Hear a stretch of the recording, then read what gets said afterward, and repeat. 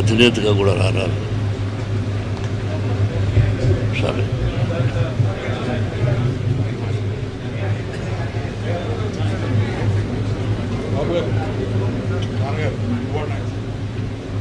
మా జనరేషన్కి మేమందరం చిన్నపిల్లలం, పెద్ద పెద్ద నటీనటుల ముందు మాకు ఒక లెజెండ్, మా ముందు జనరేషన్ కూడా, మా ముందు తరానికి కూడా ఒక మహానుభావుడు అని అందరూ చెప్పే వ్యక్తి రామోజీరావు గారు. మేమందరం ఎంతో నేర్చుకున్నాం. ఆయన వేసిన బాట ఇంకా ఎన్నో జనరేషన్స్ కూడా అది పాటిస్తూ ఉంటారు.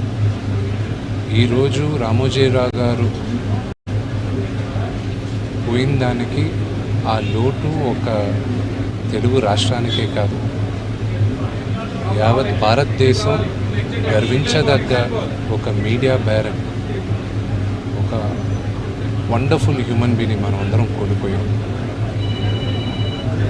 మా మొత్తం తెలుగు ఫిలిం ఇండస్ట్రీ అంతా మేమందరం ఒక మహానుభావుని కోల్పోయాం.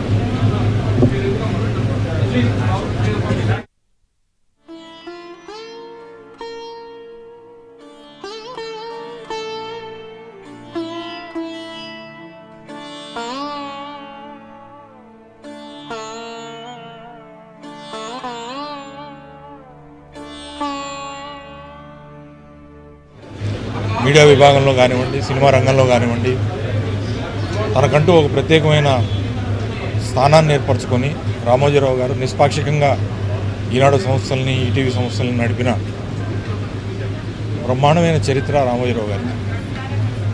రామోజీరావు గారు ఈనాడు లేకపోవడం అనేది చాలా బాధాకరం. మాకు వ్యక్తిగతంగా కూడా చాలా దగ్గరగా ఆప్తులుగా ఉన్న రామోజీరావు గారు, మా నాన్నగారు పువ్వాడ నాగేశ్వరరావు గారితో పాటుగా మరి అనేక దశాబ్దాల పాటు ప్రత్యక్ష రాజకీయాలు, అలాగే పత్రికా రంగం, ప్రజా జీవితానికి సంబంధించి వారితో మాకున్న అనుబంధం అచంచలమైంది.